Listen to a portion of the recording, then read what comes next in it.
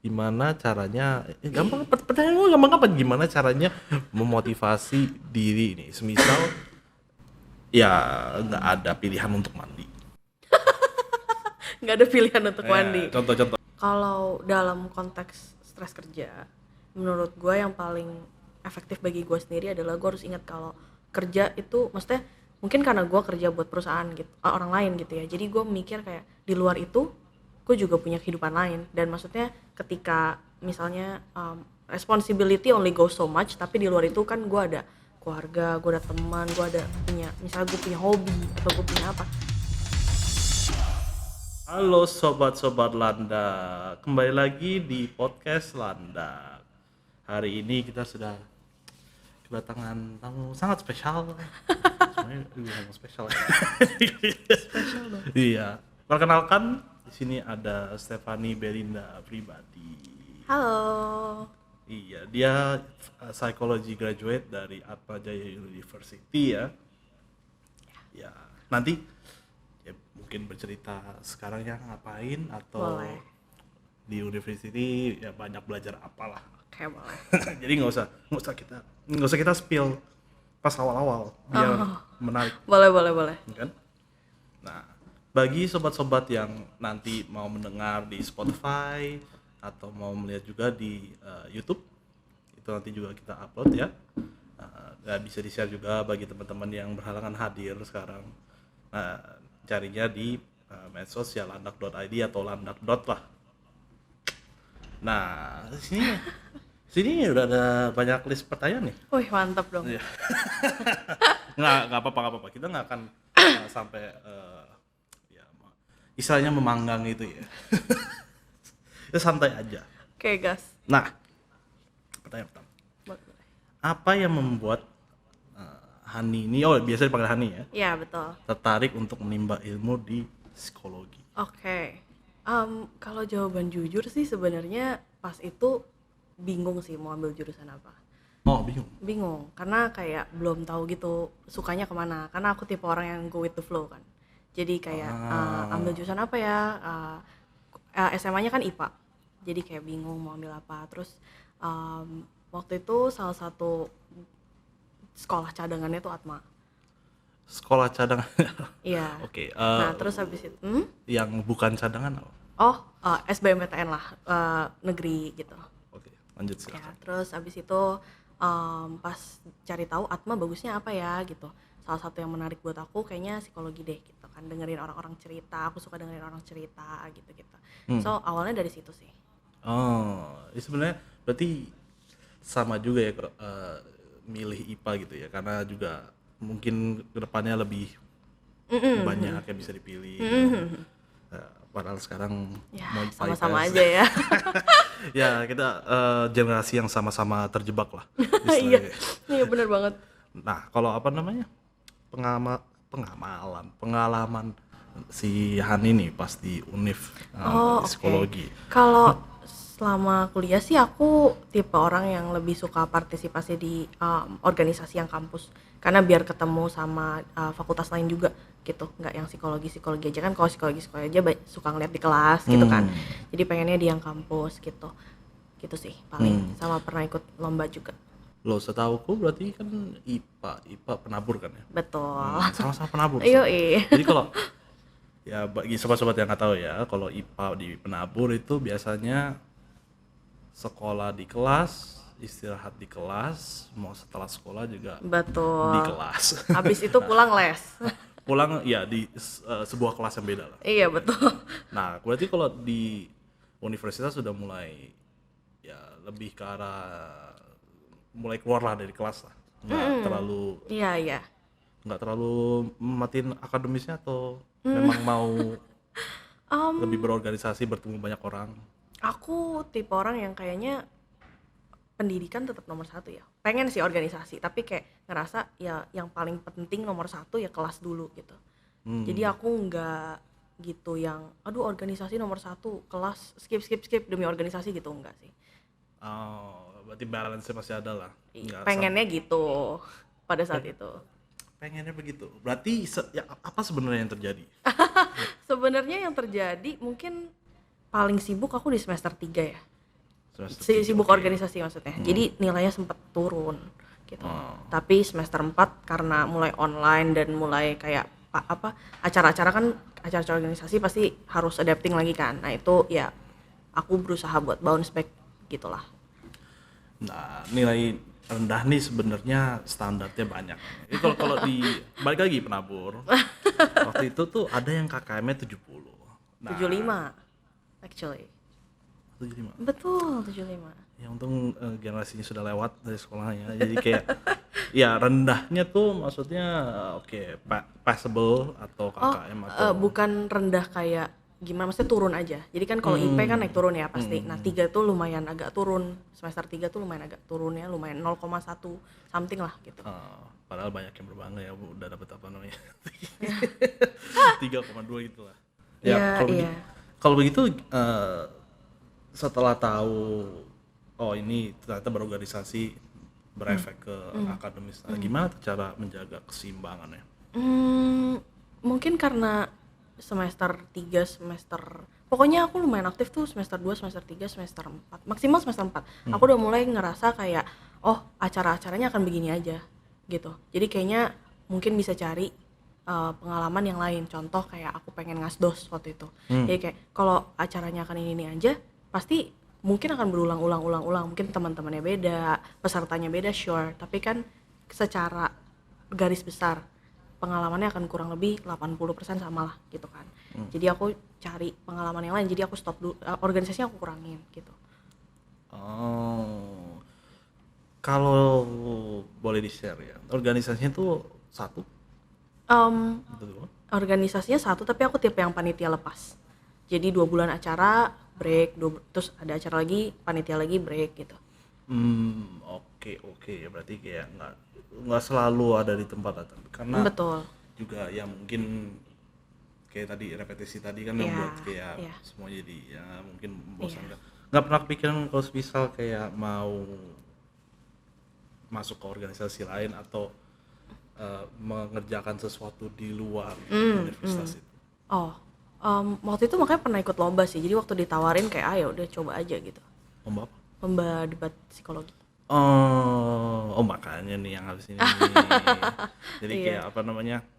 Pengalamannya gimana tuh yang debat psikologi? Waktu itu sebenarnya kayak tiba-tiba diajak gitu sama panitianya. Terus dikumpulin 3 orang gitu deh. Jadi satu tim buat debat psikologi ke Semarang gitu. Jadi di prep sama tim. Jadi kayak ada tim namanya apa ya waktu itu, Kompas kalau nggak salah. Nah itu tuh tim yang kayak pelatihnya kalau mau cerdas cermat, debat gitu, pokoknya lomba-lomba akademis tuh dibantu sama tim Kompas ini gitu. Jadi kita bertiga yang mau lomba itu dibantu sama tim Kompas ini gitu. Jadi prep sekitar berapa, 1-2 bulanan lah kalau nggak salah. Oh jadi kayak debat psikologi dibantu prep sama Ada tim Kompas khususnya. Nah, ya gua atau ya gua orang awam Nggak apa-apa. kayak debat psikologi tuh ngapain sih? Ada topik-topik tertentu lah. Jadi kayak misalnya topiknya tentang kayak let's say LGBT gitu. From a psychology point of view itu nanti didebatin, ada yang pro dan kontra gitu. Contoh Maksudnya kayak kayak gitu. maksudnya kayak debat normal. Ya, debat biasa tapi topiknya topik psikologis. Gue pikir kayak debat teori. Oh, enggak. Debat biasa. Keren juga bisa debat. No. Enggak. Nah, kalau semisal yang kan tadi ada yang debate team ya. Ya. Nah, satu lagi nih, ini sebenarnya keren juga nih yang riset ya. Boleh. Saya. Iya. Yang UKM sama LKMM. UKM, LKMM. Ya, itu yang tadi aku bilang, aku panitia organisasi lepas aja. Jadi misalnya ada satu acara, aku panitia 2 bulan, habis itu nggak ada acara 3 bulan, 4 bulan, terus acara lagi gitu. Oh, itu. That's the one. Apa yang bisa dipelajarin dari yang debat psikologi? Maksudnya kalau semisal debat itu ya banyak yang hitam putih lah ya. Maksudnya kayak pro dan kon ya sama aja, maksudnya kayak dua belah pihak bisa menang. Betul. Tapi kalau dari pengalaman contoh lah kasus berarti kayak ngomongin topik LGBT. Contoh ya pernah. Nah, contoh topiknya. Udah lupa sih semester 3, udah lama banget itu. Itu 2019. Oh. Tapi Karena ya kurang lebih tahap misalnya topik-topiknya kayak contoh waktu itu kok nggak salah the big theme of the event itu kayak digital apa kayak smartphone gitu-gitu tapi from a psychological point of view jadi kayak misalnya medsos banyak LGBT atau medsos banyak ngomong soal kayak mental health itu tuh kayak gimana pro dan kontra gitu-gitu kalau nggak salah sih kayak gitu ya kalau aku nggak salah inget ya. mental Maklum health makanya agak ya. dori ingatan aku. Iya ya apa sih kalau semisal udah dari semester 3 ya. Iya udah Lama lama. banget. Apalagi kan ada tengah-tengah situ soalnya ada pandemi. Iya, abis itu nggak lama pandemi betul. Ya mungkin ya lupa nggak apa-apa lah. Ingetannya udah lebih ke Zoom sama Teams. Ya nggak usah diberi apa sebenarnya. Lama-lama tuh suaranya Teams ya, Teams sama Zoom tuh tung ting. Iya benar benar banget menghantui gitu kan. Iya. Jadi kalau semisal Hani nih yang udah apa namanya kelar psikologi lah Ya. istilahnya, apa sih saran yang bisa diberikan ke orang-orang yang mungkin mau juga gitu ya masuk ke psikologi? Oh, mungkin harus ada interestnya di awal dan harus tahu kalau nggak bisa lepas dari matematika dan biologi pastinya. Jadi mungkin banyak orang yang mikirnya masuk psikologi nggak bakal ada IPA-IPA-nya sama sekali. Tapi tetap akan ada statistik, akan ada kita belajar kayak struktur otak manusia gitu. Jadi kalau mau benar-benar lepas dari IPA-IPAan kayaknya nggak bisa deh gitu. Tapi memang topik-topik yang dibahas menurut aku kalau emang dari sananya start from ketertarikan aja itu lancar-lancar jaya aja sih. Matematika statistik selain statistik ada lagi nggak? Matematikanya about that sih statistik banyak sih kayak aku 2 atau 3 semester tuh statistik.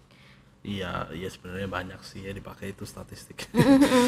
Karena maksudnya kalau psikologi digabung matematika berapa persen dari psikologi itu matematika? Tergantung karir yang dipilih sih. Kalau mau jadi kayak yang bikin alat tes contoh, itu a big part of their job gitu kan. Mereka harus ngitung apakah alat tesnya itu nanti bisa dipakai atau enggak. Itu kan semua pakai statistik gitu. Gitu. Jadi tergantung pekerjaannya juga sih nanti. Contoh alat tes psikolog. Semua alat tes psikologi harus dicek kayak beneran bisa dipakai atau enggak gitu kan. Nah, itu dihitung pakai statistik. Enggak, contohnya apa tuh? Kayak tes IQ biasa kayak MBTI itu juga kan tes psikologi. Gue kira kayak ada alat buat No. Kayak yang online gitu kayak MBTI kan ngetren kan. iya, Nah, itu iya. juga harus dihitung kayak sebelum dipakai nih, sebelum dipublish itu dia tuh reliable nggak? Kayak maksudnya reliable tuh kan kayak bisa diulang-ulang tuh hasilnya sama nggak gitu. Kalau repeat valid test. ya valid gitu kan. Iya kayak itu apa namanya pengetesan seperti normalnya ya. Ya, Gue gitu. kira tuh yang apa namanya kayak psikolog punya alat. No. Enggak. Just online test gitu juga termasuk. Tes. Lo berarti kayak misal tuh yang terkenal apa tuh namanya? Yang ada empat huruf. Iya MBTI yang ada INFJ Oh, gitu itu kan. MBTI That's namanya. MBTI ya, Myers-Briggs. Oh, Itu nama yang bikin.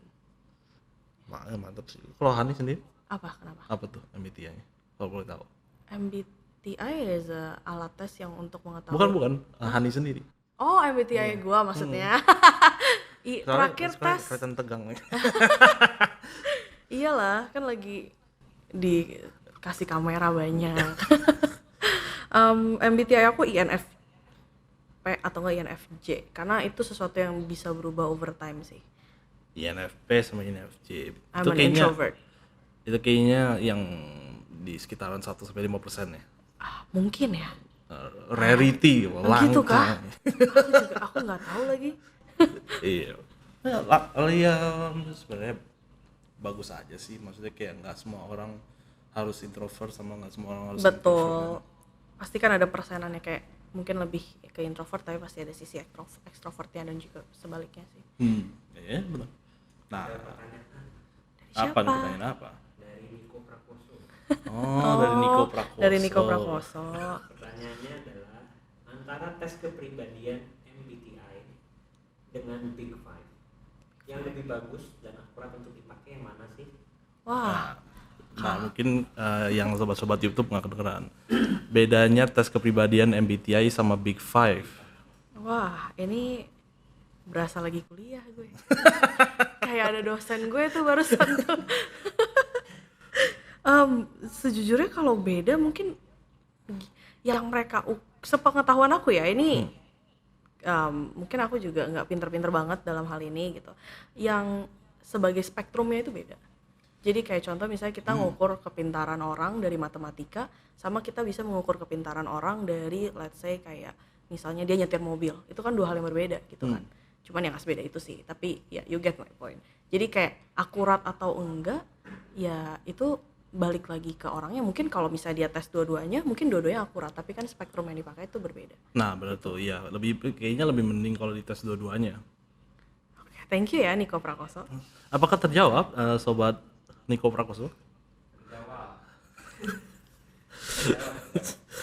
Nah, kalau seorang mahasiswa psikologi nih, Ya boleh. langkah-langkah yang bisa diambil supaya bisa mempersiapkan karir. Oh, oke. Mungkin dari ya Hani sendiri ada beberapa Oke. pointers.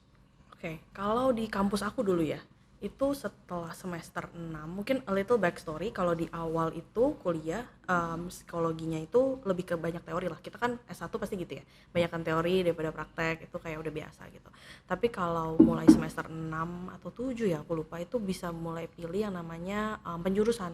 Jadi psikologi di aku, penjurusannya itu ada 4, sosial, pendidikan, industri organisasi, sama klinis.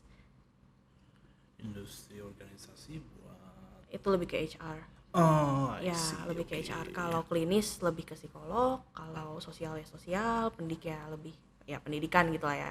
Itu kan kalau sosial sama pendidikan quite jelas gitu. Ya paham. Dan kalau mau mempersiapkan karir mungkin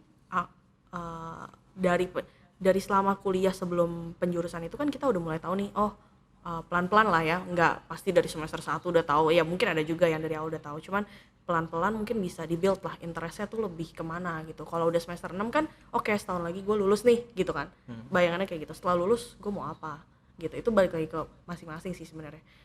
Oh, ya jadi ya murid-murid bisa punya kesempatan pas saat kuliahnya juga untuk mendalami lah mereka suka psikologi di mana. Dan bisa juga ada yang nggak suka. Iya bisa aja ada yang ngambil penjurusan buat lulus doang, terus nanti abis lulus karirnya totally different. Ya itu kan setiap orang jalan hidupnya beda-beda ya. Well, ya.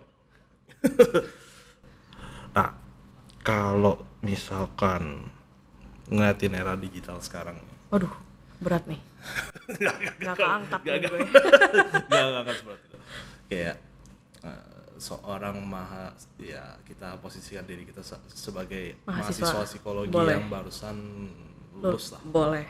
Nah, peluang karirnya tuh kemana? Kayak misal dari 4 tadi, mungkin yang paling bagus atau Oh, kalau paling bagus relevan kali ya, tapi paling banyak kali ya yang bisa gue bilang.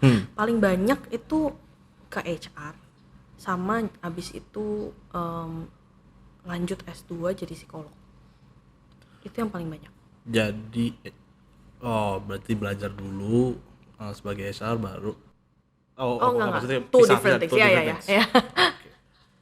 S2 kalau S2 psikologi tuh mungkin Hani tahu belajar apa? Itu jurusannya banyak, tapi kalau untuk jadi psikolog itu biasa ada psikolog klinis dewasa sama psikolog klinis anak gitu. Ada beda-beda lah gitu. Cuman memang aku nggak gitu dalam sih soal itu, soalnya aku nggak kesana kan. Jadi kayak contoh semisal yang tadi ya industri organisasi.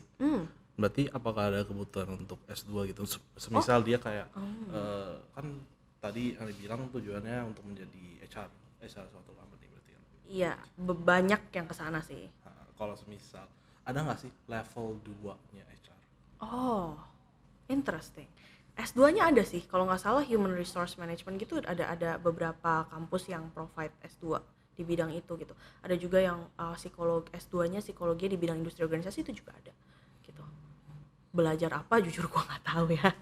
Nah iya, apa yang membedakan, maksudnya kayak kan kalau human resource ya memang tugasnya untuk memilah-milah lah mana yang and keeping peace in the company ya basically. what's the level 2. Interesting. Level 2 dari HR di company-nya berarti maksudnya? Atau bukan sih, kalau semisal kayak S2 gitu kan. Apakah ada S2 yang untuk tadi yang industri organisasi? ada. Cuman ya itu dia tadi. Gua nggak tahu belajar apa ya. Soalnya menarik juga ya. Maksudnya kayak kalau jadi HR ya kan belajar banyak ya dari interview gitu kayak belajar banyak sifat manusia lah. Betul. Iya, level 2-nya apa ya? Gue jadi mikir juga nih kan. Apa ya? Nah, kalau begitu mungkin Hani lebih enak ditanyain mengenai HR ya, atau Boleh, karena kebetulan aku memang karir path-nya sekarang aku jadi HR. HR. Nah, kalau dilihat sampai sekarang Oke. itu ada yang beda nggak? Dari kayak pas kuliah kan mindset orang X misalkan. Betul. Habis itu setelah Prakteknya Y. iya, setelah kerja kok kayak nggak relevan yang kuliah. Nah, dari pengalaman Hani sendiri gimana? Menurut aku kuliah belajar banyak banget sih. Tapi ketika dipraktekkan di HR, mungkin yang bisa dipraktekkan tuh nggak sebanyak yang kita kira bisa kita praktekin. Banyak juga yang kita harus belajar sendiri. Tuh, contoh jadi kalau misalnya HR kan banyak sisi ya. Jadi kayak kalau misalnya tadi kayak yang Ken bilang kan tadi interview ya. Nah kalau interview kan kita di psikologi belajar tuh kayak assessment gitu. Ada juga dulu mata kuliah aku namanya metode observasi dan wawancara gitu. Jadi itu quite useful. Tapi ada beberapa hal juga yang kayak kita harus belajar sendiri. Tapi memang menurut aku yang autodidak itu lebih kayak soft skill sih. Contoh kayak time management, terus kayak people management gitu, kayak belajar gimana sih handle orang-orang yang berbeda. Nah itu kan sesuatu yang mungkin kayak setiap orang lah begitu masuk dunia kerja, we have to deal with that kan. Apalagi kita masuk tim dan lain-lain gitu kan. Oh, I see. Kalau semisal di kuliah gitu, ini sebenarnya cuma mau ngeparalelin sih. Boleh. Kalau semisal di sarjana bisnis gitu ya, biasanya Sorry di mana? Di sarjana bisnis. Oh, sarjana Jadi bisnis. kayak- Oh, oke. Iya, biasa dia diberikan kasus atau semisal dites dengan ya ada Case study. profesor Oh. enggak sama orang ya bahkan. Oh, Ya, oke. jadi kayak apakah di universitas yang basisnya ya psikologi lah di apa aja gitu, nggak pernah ada praktik yang mendatangkan berbagai macam orang. Oke. Kalau itu mungkin kayak karena praktiknya kita itu lebih kayak contoh kayak tadi misalnya aku bilang metode observasi dan wawancara. Itu kita bisa pick narasumber. Terus ada juga kayak contoh kita mata kuliah konseling. Itu juga bisa pilih narasumber. Jadi kalau mendatangkan dari luar sih mungkin sih, atau kita bisa juga wawancara psikolog gitu. Kita cari psikolog di luar, terus kita wawancara dulu. Nah, itu bisa. Cuman kalau mendatangkan karena kita emang sifatnya lebih kayak tanya-tanya kali ya, dan kita yang butuh mereka, jadi kayak kita yang nyari narasumbernya, kita yang butuh orang nih buat kita konselingin lah ceritanya, buat ambil nilai konseling gitu. Nah jadi lebih ke kita yang nyari mereka dibanding mereka yang datang gitu sih. Oh, Dari Niko Prakoso. Oh dia banyak tanya. banyak tanya. Oh Iya. gitu. Boleh. Pertanyaannya kayak gini. Mungkin narasi. Oh gitu. Ingin bertanya seputar psikologi. Oh. Menurut Hani, seberapa besar sih pengaruh perilaku atau tindakan orang tua kepada anak dapat mempengaruhi perilaku anak itu di kemudian hari? Contohnya, apabila orang tuanya dulu sering melakukan kekerasan fisik pada pasangannya, apakah nanti anaknya juga bisa melakukan hal yang sama seperti itu pada orang lain? Oke. Kalau sampai seperti itu, bagaimana kira-kira cara mencegahnya sih? Kan lu mau ulang? Sebenarnya buat yang di panjang YouTube? juga ya. Kan lu mau ulang buat yang di YouTube? Kalau untuk yang di YouTube ya, basically ya apakah perbuatan orang tua itu berefek panjang pada psikologi anak ya, mungkin ada kekerasan fisik yang dialami oleh anak tersebut itu ya, perempuan. Kekerasan fisik kepada pasangannya, Oh oke. nanti anaknya juga akan melakukan hal yang sama. Kepada orang lain. Oh, maksudnya kepada maksudnya kepada istri orang. sama suaminya. Kalau sampai seperti itu gimana kira-kira cara mencegahnya? Oh, so deep. Harusnya gue S2 buat pertanyaan ini. Berat banget ya pertanyaannya. Mungkin jawabannya menurut gue ya, pertama lo harus tahu yang lo lebih percaya tuh nature atau nurture.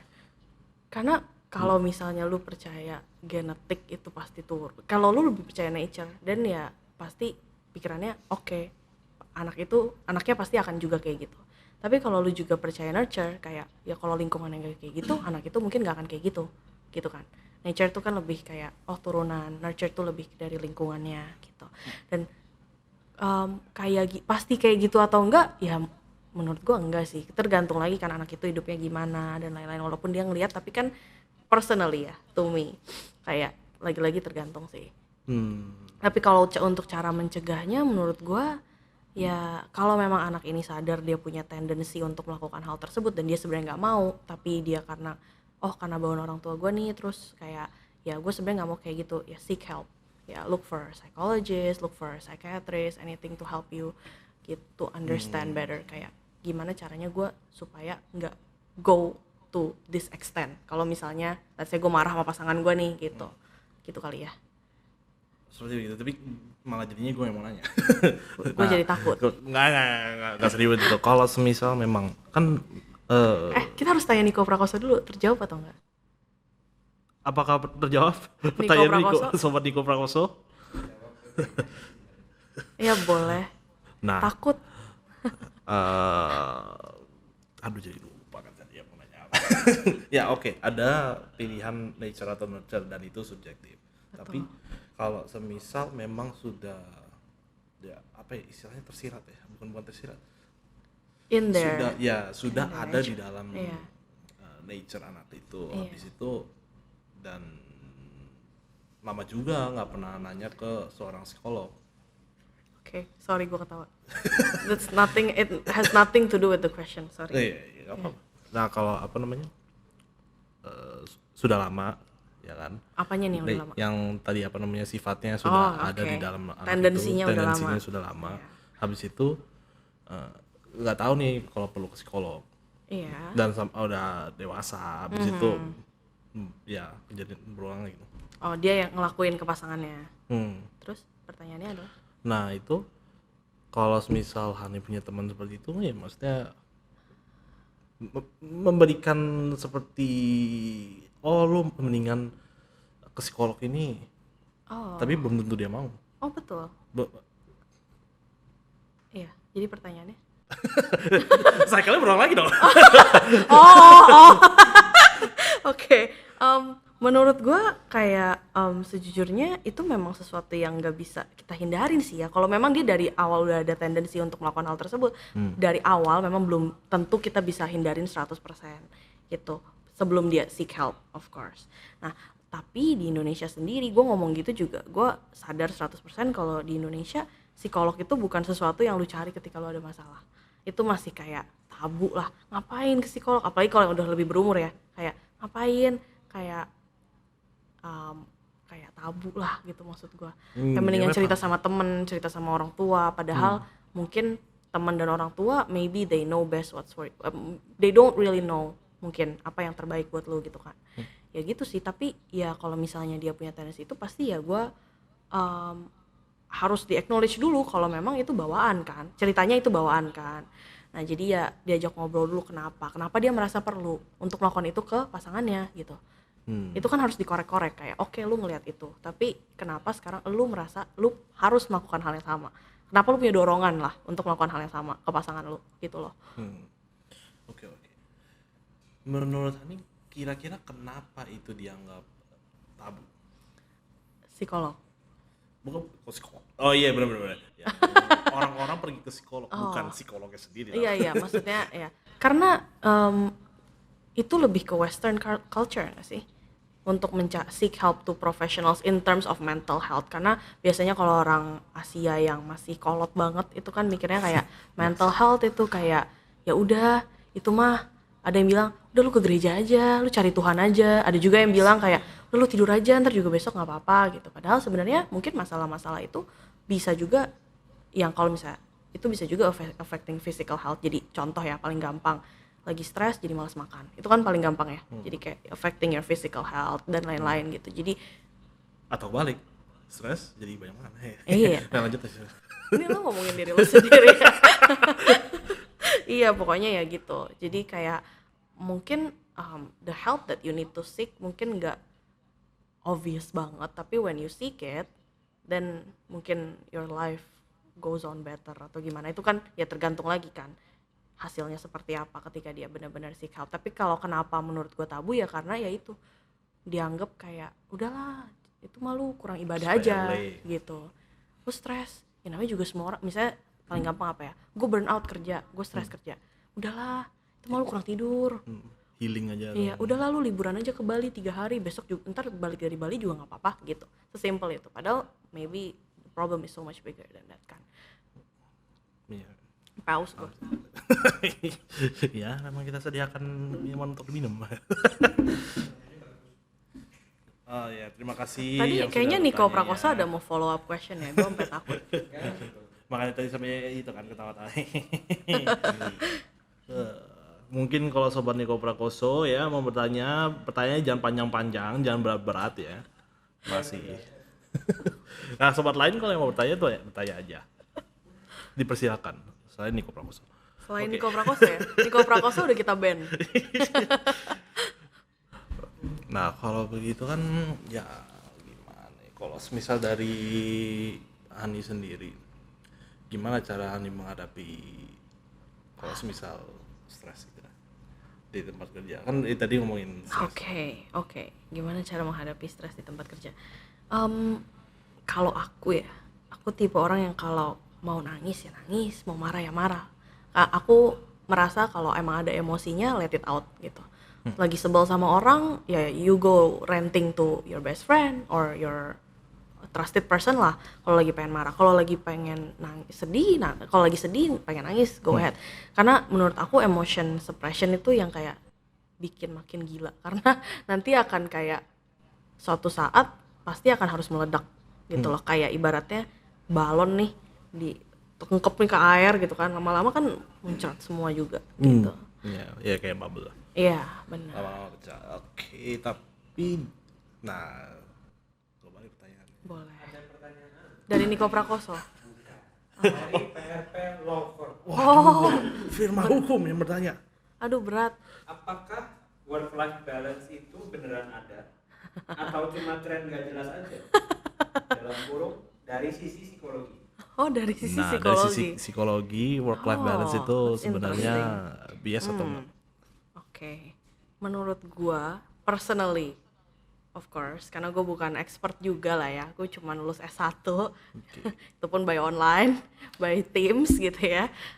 Menurut gue that depends on how you see work. Pandangan kita ke work itu kayak gimana. If we see work as a part of life, ya mungkin kita nggak bisa bilang kayak oke, 9 to 5 then I'm done, the rest is for my life gitu. Tapi kalau kita punya kepemilikan yang cukup tinggi nih untuk pekerjaan kita, walaupun kita let's say jam 8 jam 9 masih buka email, tapi kita happy, menurutku itu tetap work life balance gitu.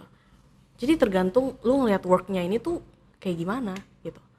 Ngeliat work ini sebagai, ya sebenarnya orang yang passionate juga akan melihat work ini sebagai life lah gitu. Iya betul, let's say kayak orang yang passionate banget nih, koki lah, passionate banget. Ya dia akan let's say 12 jam di restorannya, dia punya restoran, dia 12 jam sih, tapi dia happy. Dan dia menganggap itu sebagai, oh ini, this is my life, ini kehidupan gue, restoran gue buka 7 hari, gue kerja 12 jam di dalam restoran itu, tapi I feel fulfilled. Ya itu menurut gue, personally ya, itu work-life balance. Iya, itu sebenarnya kalau, ya kebetulan kalau di chef sama koki industri ya lebih banyak kejadian yang itu ya menghisap ya. Ya mungkin Apa? itu. Kok gue gak tahu ya? Oke, nggak usah. Gue gak tahu apa-apa nih soal koki-koki Indonesia. Apakah sudah terjawab pertanyaannya? Silakan bertanya lagi. Mungkin kalau ada pertanyaan yang lebih simpel lah dibandingkan punya Niko Prakoso ya. Niko Prakoso emang agak berbobot nih Nah. orangnya. Tadi sampai mana pertanyaanmu? Nggak tahu, lupa juga. Kepotong sama work-life balance. Oh, work life balance ya. Oh, yang tadi lagi ngomongin mengenai Hani. Kan tadi Tentang aku. ya yang cara menanggulangi stres lah. Oh, right. Ya kan? Nah, dari Hani sendiri apakah pernah ada kebutuhan atau terpikirkan untuk pergi ke psikolog? Interesting question. Nah, tadi kan Hani Betul. memberikan Betul. ya, mungkin pergi ke psikolog. Menurut aku stres kerjanya sendiri masih handleable.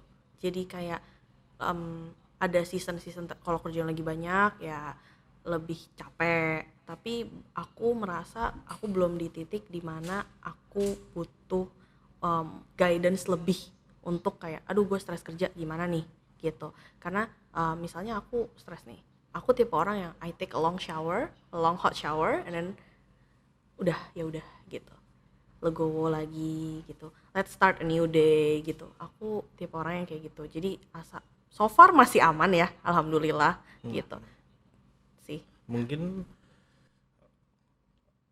ya berarti Hani mungkin tahu limitnya Hani di seberapa ya. Mungkin kalau itu sih kayaknya kuncinya menurut gua, lo harus tahu limit lo seberapa gitu. Kalau semisal berarti ya mandi 10 kali sehari ya mungkin udah melebihi limit lah gitu kan. Bersih banget tuh, nggak ada debunya. Ya, tapi kan jadi hilang stresnya. Iya boleh lah, di kantor dong mandinya. Iya dong, kan harus kerja. Nah, mungkin di bidang Hani sekarang ya HR ya, itu bagaimana caranya ya, kalau untuk stres kan udah ya, kalau untuk mengembangkan diri lah. Mengembangkan diri maksudnya menjadi seseorang yang lebih baik lagi gitu ya. Jadi kayak misal kan ya, contoh lah yang paling gampang yang tadi stres. Ya. Itu kan enggak tiap hari juga kan. Enggak dong, mandi 5 kali alhamdulillah sehari gitu kan. Alhamdulillah enggak sih, tetap sehari 2 kali kok maksimal. Iya, okay. Nah, jadi bagaimana ada pertanyaan. Oke. Oh, bentar lagi ada. Dari siapa? Oke, betul, tadi ada follow up questionnya Dari? yang PRP Oh, ada follow up question dari Jadi PRP nggak apa dong ya mempekerjakan tim saya sampai lembur-lembur. Kalau mereka gempor, berarti mereka nggak passionate aja tuh. Oh, kata PRP Law Firm kalau mempekerjakan timnya aja tuh. berarti nggak passionate. Kalau itu a different point of view lagi, lu lembur lu bayar nggak? Ya itu kan memperkerjakan manusia di luar jam kerja ya, untuk kepentingan perusahaan. Kecuali itu untuk let's say dia lembur karena pekerjaannya sendiri yang belum selesai dan dia willing untuk let's say misalnya sampai jam 5 sore, gue willing untuk ya udah gue sampai jam 7 deh hari ini karena dia sadar diri pekerjaan dia belum selesai. Tapi kalau misalnya lembur karena nggak bisa ada project tapi nggak dibayar, dan ya itu beda point of view lagi sih menurut gue. Ya nggak apa-apa, tapi itu jadinya about labor dong, bukan about well-being lagi, yang memang nggak apa-apa. Ya, apakah sudah terjawab dan dan mungkin ya sudah, mungkin bisa diperhatikan ya peraturan Lembur ketenaga kerjaan jadi dan peraturan. Mantap. Ada pertanyaan lagi Dari siapa nih kali ini? Niko Prakoso. Dia tanya banyak banget. Pertanyaannya, apakah orang yang pernah mengalami trauma mental cenderung bisa mengidap PTSD dan anxiety disorder? Bagaimana cara menanggulanginya? Boleh ulang sekali lagi Niko Prakoso? Pertanyaannya apa tadi? Oke, ulang lagi ya. Iya, boleh. Apakah orang yang pernah mengalami trauma mental cenderung bisa mengidap PTSD atau post traumatic stress disorder dan anxiety disorder? Bagaimana cara menanggulanginya? Nggak apa-apa, itu sudah terdengar tadi. Iya, pertanyaannya susah banget loh. Pertanyaannya susah banget. Ini orang tuh kira gue psikolog. Ya sebenarnya di sini bukan gue yang nge-grill. Iya, ini Niko Prakoso. Niko Prakoso siapa sih? Boleh kenalan nggak ya sama Niko Prakoso? Boleh. Pengen banget deh kenalan. Niko Prakoso itu sebenarnya ya, kalau bisa. Lu kenal Niko Prakoso? Kalau bisa lihat dari LinkedIn-nya Landak, mungkin sobat-sobat tahu Niko Prakoso siapa. Oh, dia CEO-nya ya? Tidak tahu mungkin. Interest banget dia kayaknya sama psikologi si Niko Prakoso ini. Mungkin bisa belajar itu, ambil Bachelor of Psychology ya. PTSD, I think it depends on the trauma sih. traumanya apa dulu gitu. Gue udah lupa ya definisi anxiety disorder, PTSD itu kayak gimana, tapi kayak kalau misalnya dari definisinya sendiri post traumatic disorder gitu kan. Stress disorder. Iya, post traumatic stress disorder, berarti itu kan karena trauma dan itu mempengaruhi hidup lu lah, itu kayak singkatnya kayak gitu. Ya balik lagi tergantung traumanya apa gitu.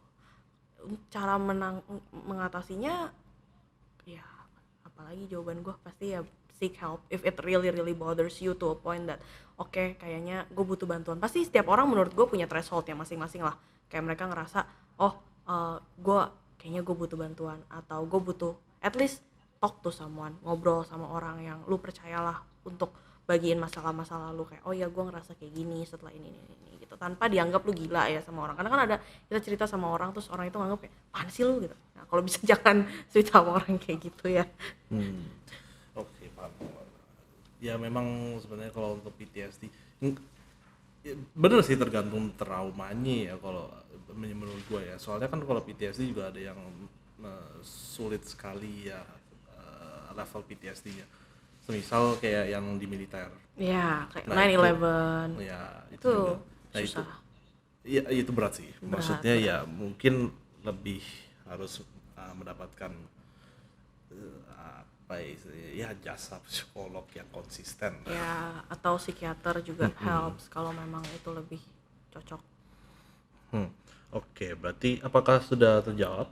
Ini kita harus tanya Niko Prakosonya. Niko Prakoso. Saya lihat sobat Niko Prakoso. Di Apakah mana ada pertanyaan lihatnya? lagi? Nah, di luar PTSD lah, kita terlalu berat ngomongin Iya nih, ini gara-gara Niko. Kita kenalan kali sama Niko nextnya. Oke, boleh. Nah, gimana caranya? Gampang, pertanyaan gue gampang apa? Gimana caranya memotivasi diri ini? Semisal, ya nggak ada pilihan untuk mandi. Nggak ada pilihan untuk mandi. Contoh-contoh kayak kan, oke. Ya cara menanggulangi stres mungkin ada berbagai macam ya, dan akumulatif juga. Ini masih tentang stres kerja atau gimana? Ya bisa mengenai stres dan keseharian dalam kerja bisa. Oke. Kalau dalam konteks stres kerja, menurut gue yang paling efektif bagi gue sendiri adalah gue harus ingat kalau kerja itu, maksudnya mungkin karena gue kerja buat perusahaan gitu, orang lain gitu ya. Jadi gue mikir kayak di luar itu gue juga punya kehidupan lain, dan maksudnya ketika misalnya responsibility only goes so much, tapi di luar itu kan gue ada keluarga, gue ada teman, gue ada punya, misalnya gue punya hobi atau gue punya apa, bisa fokus di hal-hal lain itu dulu. Karena kan mungkin kita take so much fokus kita ke kerja sampai kita lupa kalau oh iya kita punya kehidupan lain juga gitu. Dan kadang itu yang bisa bikin kita kayak oh my god gue belum kerjain ini, gue belum kerjain itu, kerjaan gue nuntut ini nuntut itu, tapi di luar itu kan we are still, maksudnya lu di kerjaan namanya Ken Agusta, tapi kan di luar itu lu juga Ken Agusta yang berbeda gitu, yang lu juga punya responsibility sebagai anak, sebagai kakak, sebagai apa, itu kan tetap jalan juga. Jadi mungkin bisa fokus on other things dulu, nanti misalnya weekend fokus on other things dulu, ntar Senin balik lagi gitu, pelan-pelan lagi gitu. Kalau menurut Hani sendiri, orang-orang yang bisa menurut Hani sendiri Dari siapa? Dari Niko Prakoso. ya sudah, kita menjawab pertanyaan. Kalau tidak bisa ditanggulangi, apakah hipnoterapi merupakan solusi terakhir? Hipnoterapi itu hipnotis ya? Semacam itu ya. Oh, Jadi kayaknya Niko Prakoso sama nanya sama searching deh. Jadi mungkin pengetahuan dia di luar pengetahuan gua. Iya, jadi kayak dia itu menggunakan ya seperti namanya. Jadi kayak hipnoterapi itu terapi menggunakan ya semacam hipnosis. Oke. Itu kayaknya metode-metode psikolog tertentu deh, yang mungkin nggak semua psikolog pakai. Jadi kalau lu tanya gua itu last straw atau bukan, ya itu balik lagi ke mungkin langganan lu kali ya. Kalau psikolog langganan lu melakukan hal tersebut dan dia merasa kayak oh ya ini kayaknya bisa membantu orang ini nih gitu, ya pasti dia akan lakuin yang terbaik dong buat membantu pasiennya lah gitu, atau kayak kliennya Ya, gitu, bersama. supaya iya untuk membantu kliennya gitu sih. Niko, semoga menjawab ya. Semoga menjawab Niko. sobat Niko. Itu menurut saya, lagi-lagi ini semua personally menurut gue Ya, begitu. subjektif. Nggak Iya, apa-apa. subjektif. Opini. Betul. Nah, Oh, terjawab. Dia mudah puas. ini. iya, ya. Itu kita harus ini pertanyaan terakhir lah, supaya si Sobat Niko nggak tanya lagi ya. Nah, apa hal yang paling menarik di bidang psikologi yang Hani pernah alami atau mungkin pernah pelajari? Mungkin Oke. bisa di-share ke Oke. Menurut gue sendiri dari 4 tahun gue kuliah, salah satu hal yang paling menarik itu diambil dari akumulasi dari semuanya sih. Jadi kayak secara garis besar yang gue pelajari, hal yang paling utama adalah don't judge a book by its cover. Terlebih kayak misalnya orang nih lagi sensi nih ke kita, kayak tiba-tiba marah-marah aja gitu. Tapi kan sebenarnya kita nggak tahu, misalnya dia marah-marah ke kita jam 4 sore deh contoh. Tapi kita nggak tahu dari pagi sampai jam 4 sore dia sebenarnya udah kayak gimana. Misalnya dia di rumah udah berantem dulu sama suaminya, anaknya udah marahin dia, udah segala macam, terus dia nyebelin ke kita cuman buat kayak 5 menit dan kita trigger. Padahal kita sebenarnya nggak tahu. Ya itu yang tadi gue bilang, dari pagi sampai jam 4 sore dia apa aja yang terjadi di hidup dia. Jadi lebih kayak understanding someone, dan kita tuh nggak tahu semuanya tentang setiap orang lah gitu. Bahkan kayak misalnya kita ketemu orang di subway atau kayak di MRT lah contoh, hidup orang tuh ceritanya beda-beda gitu. Jadi kita nggak boleh judge seorang segampang itu kayak oh ya dia kayak gini pasti karena apa gitu kan, kita belum tahu juga. iya. Wah, ya bagus banget. Ya, jadi memang pada akhirnya ya Don't Judge a Book by its cover itu menutup ya sesi podcast kali ini ya. Udah nggak ada ya dari Niko Prakoso ya, Nggak berarti? ada dari Niko Prakoso, terima kasih. Nah, terima kasih juga ke sobat-sobat yang sudah mendengarkan atau melihat podcast ini ya. Nanti ya sudah, sebenarnya gue sih yang ngerjain edit dan Ini lain-lainnya. berapa orang yang nonton total? Coba tanya Niko. Nah, coba Bapak Niko mungkin tahu berapa banyak yang menonton. Ada pertanyaan dari narasumber. Apa tuh? Oh, pertanyaan narasumber. Sekarang sekitar 6. Oh, oke, baik. mantap. Jadi 9. Terima Iya, kasih 6 dan 9 orang. Terima kasih banyak untuk sobat-sobat yang sudah mendengarkan ya sama menonton. Nanti untuk video on demand-nya bisa dicek di YouTube.